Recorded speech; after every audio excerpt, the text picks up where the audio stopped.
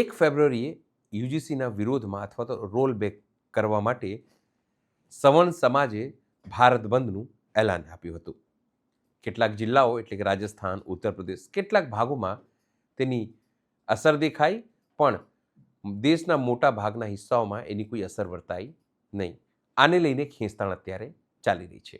પણ આ તમામ વચ્ચે અલંકાર અગ્નિહોત્રી, એ જ અધિકારી જેમણે રાજીનામું આપી દીધું હતું એ કહીને કે યોગી સરકાર જે છે તે અથવા તો હિન્દુત્વની જે સરકાર છે તે શંકરાચાર્યનું અપમાન કરી રહી છે. સાથે એમણે જોડ્યું કે યુજીસીનો જે કાયદો છે તેને લઈને પણ તેઓ નારાજ છે. પણ તેના પછી તેઓ શું કહ્યું અને આ કેસમાં અત્યારે શું થઈ રહ્યું છે એ જોરથી રોચક છે તમારા માટે અને સમગ્ર ગુજરાતના દર્શકો માટે પણ. નમસ્કાર, હું છું ચિંતામણી પુત્ર નીલ પટેલ. સ્વાગત છે આપનું અમારા વિશેષ કાર્યક્રમમાં.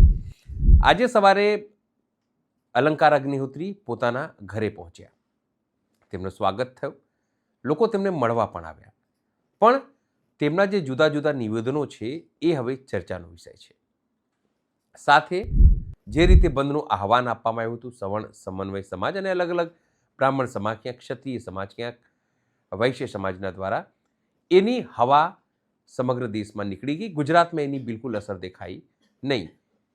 કેટલીક જગ્યાએ બંધ થયું એવું નથી થયું, પણ ગુજરાતમાં લગભગ નહીવત. આમ તો પાટીદારો કે બીજા સવર્ણ સમાજ છે એ લોકો પણ અહીં વિરોધ કરતા દેખાયા, પણ સીધી રીતે રસ્તા ઉપર ઉતરીને બંધમાં કોઈ જોડાયા નહીં અથવા તો તેમને ખબર નહીં હોય કે આ બંધ થયું છે.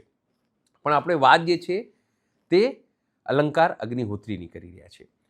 અલંકાર અગ્નિહોત્રીએ રાજીનામું આપ્યું, પછી એક ફોન આવ્યું. એમનું કેવું હતું કે ફોનમાં એમણે કોઈએ કીધું કે સાલા પંડિત પગલા ગયા હે અથવા પાગલ હો ગયા હે. ગુજરાતીમાં મતલબ થાય કે સાળો પંડિત જે છે ગાંડો થઈ ગયો છે. એ હું નથી કહી રહ્યું, એવું અલંકાર અગ્નિહોત્રીએ કહ્યું હતું. પછી આખી વાત આગળ ચાલી, સમગ્ર વસ્તુ ચાલી. પછી એમણે ત્યાં સુધી કહી દીધું કે રાજ્યની અંદર કાયદો અને વ્યવસ્થા બરાબર નથી. પણ જે રીતે અગ્નિહોત્રી સાહેબે વાત કરી હતી, પહેલાં આપ એ સાંભળો કે એમણે આ શું કહ્યું હતું. डीएम साहब ने वार्ता के लिए यहाँ बुलाया था। जिलाधिकारी महोदय बरेली ने वार्ता के लिए बुलाया था। करीब 45 मिनट तक मैं बंधक था। फिर मैंने तुरंत ही दीपक पांडे जी सचिव साथ में थे, उनको कॉल किया कि मुझे बंधक बना के रखा हुआ है, जब मैंने इनको कॉल कर दिया और डीएम साहब को, कप्तान साहब को बता दिया, तब तुरंत आनंद दिया गया कि उनको छोड़ दिया जाए। मैं डीएम सर के आवास के अंदर बंधक था बहुत देर तक और ये प्लानिंग चल रही थी कि रात भर में बंधक रहूं और किसी तरीके से रात भर यहीं इसी आवास में पड़ा रहूं। लखनऊ से एक कॉल आया था और उसमें स्पीकर फोन डीएम साहब जो है अंदर बात कर रहे थे, ये बात करना भूल गए। उसमें जो उधर से व्यक्ति था कहते हैं साला पंडित पागल हो गया, साला पंडित पागल हो गया है, ये हमारे लिए बोला जा रहा था। अब आप देख लीजिए, तो लखनऊ से जो कॉल आया था, पूछिए इस समय ये किससे डीएम साहब जो है वार्ता कर रहे हैं, जिसको हमारे लिए बोला जा रहा है कि साला पंडित पागल हो गया। અગ્નિહોત્રી સાહેબની વાત તમે સાંભળી. એ બ્રાહ્મણ છે, સ્વાભાવિક છે તેમણે વાત કરી. પણ સમયાંતરે જ્યારે આગળ ગયા તો એમની સાથે એમને સસ્પેન્ડ કરવામાં આવ્યા, એમને રાજીનામું સ્વીકારવામાં આવ્યું. પછી તેમણે વડાપ્રધાન નરેન્દ્ર મોદી, અમિત શાહ, કેન્દ્ર સરકારથી પ્રાર્થના કરી કે રાજ્યની અંદર હવે અરાજકતા જેવી સ્થિતિ છે, કાયદોની વ્યવસ્થા છે એ સારી નથી, તો આ સરકાર એટલે કે યોગી સરકારને હવે ડિસમિસ કરી દેવી જોઈએ, રાષ્ટ્રપતિ શાસન લગાવી દેવી જોઈએ. જેટલા બ્રાહ્મણ અધિકારીઓ છે, પદાધિકારીઓ છે, સાંસદો છે, ધારાસભ્યો છે અથવા પાર્ટી ભાજપની અંદર જે તમામ લોકો છે તેમને પણ રાજીનામું આપીને યોગીનો વિરોધ કરવો જોઈએ, એવી વાત એમણે કરી હતી. તમને થશે કે આ હું શું કહી રહ્યું છું? 100% તમને કહું છું. આ સાંભળો, आज एमનું જ આ નિવેદન છે. आप तो चौथा स्तंभ है, आपको अंदर नहीं आने देना तो हमारा क्या? ये फंडामेंटल राइट्स का वायलेशन है। कॉन्स्टिट्यूशनल मशीनरी में आपको कई बार बोल चुका हूँ, फेल हो चुकी है। यहाँ जो सामान्य वर्ग एवं अन्य वर्ग का जो जितना भी मत है, इस समय सरकार में अल्पमत में आ चुकी है। मैं फिर से भारत के माननीय प्रधानमंत्री जी नरेंद्र मोदी जी, भारत के जो गृह मंत्री हैं श्री अमित शाह जी और भारत की माननीय राष्ट्रपति महोदया, उनसे अनुरोध करूंगा जो गवर्नर मैम की जो रिपोर्ट लेकर जो कॉन्स्टिट्यूशनल मशीनरी जो यहाँ फेल हो चुकी है, तुरंत इस सरकार को बर्खास्त करें और तुरंत यहाँ पे राष्ट्रपति शासन लगाएं। और आप देख रहे हैं इसका प्रतीक ये आगे अभी कितना भयावह होने वाला है, आप जान सकते हैं। जो हमारे जातिगत जो माना जाता है, जो ब्राह्मणों के, जो अपने आप को समझते हैं ब्राह्मणों के नेता समझते हैं, वो लोग भी उस पर कुछ नहीं बोल रहे हैं। जो ब्राह्मण MP MLA कुछ नहीं बोल रहे हैं और चुप्पी साध के बैठे हैं, जैसे वो किसी कॉर्पोरेट कंपनी के एम्प्लॉई हों। वो उनको लग रहा है कि किसी कॉर्पोरेट कंपनी के जो CEO होते हैं, जब तक उनको आदेश नहीं देंगे तब तक वो कुछ भी नहीं बोलेंगे। तो मैं तो अभी भी कहता हूँ, आपको अगर थोड़ी सी रीढ़ है, शर्म है, थोड़ा जमीर बचा है, तो मैं ब्राह्मण MP MLA से बोलता हूँ कि आप जो है रिजाइन दे दें तत्काल। सामान्य वर्ग इस समय जो है देश में अब भी जो भारतीय जनता पार्टी का जो करंट इस्टेब्लिशमेंट है उसके साथ नहीं है। सरकार अगर देखेंगे, आप जाएंगे तो इस समय अस्थिरता के माहौल में है। केंद्र एवं राज्य सरकार दोनों तरफ जो है सामान्य वर्ग केंद्र सरकार से अलग हो चुका है। अतः जो है सरकार अल्पमत में है। मैं चाहूँगा जो ब्राह्मण, कम से कम ब्राह्मणों में अगर थोड़ा ब्राह्मण MLA MP में जमीर बचा है तो तुरंत रिजाइन दे दे, त्यागपत्र दे दे और जनता के साथ खड़े हो जाएं। यदि आप अभी जनता के साथ खड़े नहीं होते हैं, समाज के साथ नहीं हैं, तो आगे आप सोच रहे हैं कि चुनाव में लड़ेंगे तो क्या जीत पाएंगे? समाज अब आपसे अलग हो चुका है, मानसिक रूप से अलग हो चुका है। पूरे देश विदेश में हर एक जिले में यहाँ सामान्य वर्ग प्रदर्शन कर रहा है और आपको इतनी भी रीढ़ नहीं, इतना शर्म नहीं आ रही है कि उनके साथ खड़े हो जाएं। સાંભળી લીધું તમે અગ્નિહોત્રી સાહેબને એવું લાગ્યું કે હવે આ તો વધારે પડતું થઈ ગયું, હવે તો એમને સજા પણ મળી શકે છે, એમને તો વિદ્રોહ કરી દીધો, એટલે અચાનક તેમણે U-ટર્ન લીધું અને સીધી રીતે યોગીને માફ કરી દીધું અને UGCના મુદ્દે તેઓ સીધે આવી ગયા.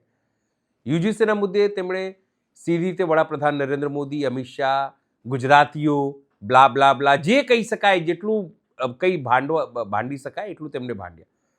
ત્યાં સુધી કહી દીધું કે અલ્પમતમાં છે મોદી સરકાર, એમને હટાવો અથવા તેમને હટાવવું જોઈએ. કેન્દ્ર સરકારને ચેલેન્જ પણ આપી દીધી. તમને વિશ્વાસ નહીં આવતું હોય તો સાંભળો આ એમનું ત્રીજો નિવેદન કેવા પ્રકારનું છે. रेगुलेशन 2026 जो 13 जनवरी 2026 को भारत सरकार द्वारा गजट में प्रकाशित किया गया था, उसमें एक क्लॉज है जाति आधारित भेदभाव, जिसमें कि जो सामान्य वर्ग को स्वघोषित अपराधी माना गया। यह एक बहुत ही सोची समझी सुनियोजित साजिश के तहत ये UGC के रेगुलेशन लाए गए थे 2027 के चुनाव को ध्यान में रखकर, क्योंकि केंद्र सरकार की लड़ाई राज्य सरकार से है और एक व्यक्तिगत लड़ाई आप जानते हैं कि माननीय मुख्यमंत्री जी से चल रही है। माननीय मुख्यमंत्री जी योगी जी वो हमारे राज्य के मुख्यमंत्री और हमारे अपने हैं। कोई भी बाहर का व्यक्ति आकर पूरे जो केंद्रीय जो मशीनरी है ECI, ED, CBI और इनकम टैक्स का प्रयोग कर एक पंजे की तरीके से हमारे जितने माननीय जनप्रतिनिधि हैं, चाहे केंद्र में हो चाहे राज्य में हो, विभिन्न राज्यों में हो, उन पे जकड़ लगा रखी है। अगर वो थोड़ा सा भी अपना विरोध व्यक्त करते हैं तो इन पे इन 3 एजेंसीज के माध्यम से प्रताड़ना की जाती है। इसीलिए जब समर्थन होता है, जब ये इन दोनों जो सेंट्रल पार्टीज को समर्थन देते हैं तो सब कुछ सही हो जाता है। विरोध करते हैं तो इन पे अलग अलग तरीके से परेशान करते हैं।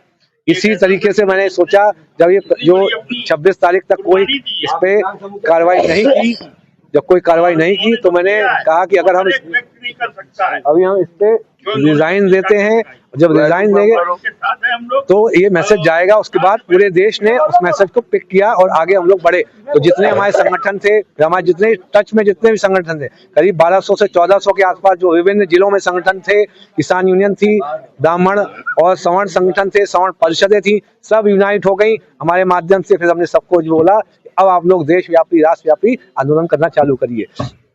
अब एक नियत तिथि में जो देश का एक काला कानून है SC/ST एक्ट, उस अभी एक नियत तिथि से हम उनको 7 दिन का समय देंगे केंद्र सरकार को कि आप उस जो काले कानून SC/ST एक्ट को तुरंत से तुरंत उसको रिपील करें। तो एक जो पार्लियामेंट्री जो स्पेशल सेशन बुलाकर, यदि आपने नहीं किया तो पूरा देश दिल्ली की तरफ कूच कर रहा है और हम आपको चार्टर प्लेन से वापस गुजरात छोड़ के आएंगे। आप ये ध्यान रखिएगा, देश में आप अल्पमत में हैं, पूरा आपने राज्य की राष्ट्र की आत्मा पर हमला किया है। उत्तर प्रदेश, मैं कानपुर से हूँ, मैं कानपुर में दांडी मार्च भी करूंगा और तात्या टोपे की तरह क्रांति भी करूंगा। तो यह ध्यान रखिए, ये उत्तर प्रदेश क्रांति का शहर है। આ ત્રણેય નિવેદન તમે સાંભળી લીધું. હવે મને કહો, જે અધિકારી એમણે આ કીધું હશે, જે શબ્દ અલંકાર અગ્નિહોત્રીએ વાપર્યું હશે કે સાલા પંડિત પાગલ હો ગયા હે, તો આ ત્રણેય ભાષણ સાંભળીને તમને શું લાગે છે? હું નથી કહેવા માંગતો કે કોણ પાગલ થયું છે કોણ નહીં, પણ એક અઠવાડિયામાં તેમના 3 નિવેદન પણ એટલું જ નહીં, ત્રણેય નિવેદન વિરોધાભાસ. તો તમે શું સમજો? બીજી તરફ સવર્ણો આંદોલન કરી રહ્યા, બીજી તરફ સવર્ણોએ આંદોલન કર્યું, કોઈ જગ્યાએ પોલીસે તેમને અટકાયા નહીં. સ્વાભાવિક છે, અટકાયા નહીં. આખા દેશે જોયું, કોઈ જગ્યાએ અટકાય નહીં. પૂતળા બાળ્યા વડાપ્રધાન નરેન્દ્ર મોદીના, ચપ્પલોથી માર્યા તેમને, પણ કોઈ એફઆઈઆર પણ થઈ નથી. પોલીસે કોઈને ઉચક્યા પણ નથી, પોલીસને કોઈ ઉપર એફઆઈઆર પણ કરી નથી. કેમ? કારણ કે તમામ લોકો સવર્ણ સમાજના હતા. એ તમામ લોકો આરએસએસના, એ તમામ લોકો ભાજપના, એ તમામ જે લોકો છે તે રાઇટ વિંગના લોકો હતા, કટ્ટર હિન્દુ પોતાને ગણાવતા હતા, એ તમામ લોકો હતા. એ લોકોએ ભાજપના ઝંડા પણ સળગાવ્યા, પણ એક સિંગલ એફઆઈઆર નથી થઈ. પણ જ્યારે સુપ્રીમ કોર્ટે આ ઘટના પર રોક લગાવ્યા પછી એસટી એસસી ઓબીસીના લોકો પણ વિરોધમાં નીકળ્યા. તો કેટલીક જગ્યાએ થયું કે પોલીસે તમામ લોકોને અટકાવવાનો પ્રયત્ન કર્યો એટલે વિરોધ પણ થયો. એટલે સ્વાભાવિક છે કે સમગ્ર ઘટનામાં પોલીસનું જે વલણ છે એ આપણને એવું લાગે કે પોલીસ ક્યાંક પક્ષપાત કરી રહી છે. પણ મૂળ મુદ્દો આખો એવું જ છે કે યુજીસીનો મુદ્દો લાવ્યો તો કોણ? તો સ્વાભાવિક છે યુજીસી. યુજીસીનો મુદ્દો સ્વયં યુજીસી લાવી હતી, કેન્દ્ર સરકાર લાવી હતી, શિક્ષણ મંત્રાલય લાવ્યું હતું. વિવાદ કોણે પેદા કર્યું? તો કેન્દ્ર સરકારે. પણ આ સમગ્ર ઘટનામાં બે સમુદાયો સવર્ણ અને એસટી સામસામે આવી ગયા છે. એ કોની ભૂલ? તો સ્વાભાવિક છે વડાપ્રધાન નરેન્દ્ર મોદીની ભૂલ, એમની સરકારની ભૂલ. અલંકાર અગ્નિહોત્રી હવે જે રીતે 3 દિવસમાં તમામ ઘટનાક્રમ થયું અને હવે તેઓ આ વસ્તુઓ કહી રહ્યા છે, એને તમે શું સમજશો? બીજી મહત્વપૂર્ણ વાત, ગુજરાતમાં પાટીદારો સવર્ણોની સાથે મળીને વિરોધ કરી રહ્યા છે. પાટીદારો કયા ગોત્રમાં આવે છે, પાટીદારોનું વર્ણ શું, એને લઈને ધનજી પાટીદારે પણ સવાલ ઊભા કર્યા છે. એટલે પાટીદારો પણ બે ખેમામાં એટલે કે બે જૂથોમાં વહેંચાઈ ગયા છે. પણ એટલું જરૂર છે, આ સમગ્ર ઘટનાએ હિન્દુત્વ એકતાની પોલ ખોલી દીધી. આ સમગ્ર ઘટનાને આપ શું વિચારો છો? જરૂરથી અમારા કોમેન્ટ બોક્સમાં કોમેન્ટ કરજો. એ સિવાય અમારી યુટ્યુબ ચેનલ છે એને તમે લાઇક કરો, સબસ્ક્રાઇબ કરો, બેલ આઇકન દબાવો. સાથે અમારી વેબસાઇટ છે www.gujaratplus.in, ત્યાં પણ જઈને તમે વધુ અપડેટ થઈ શકો છો. અત્યારે માટે આટલું જ. નમસ્કાર.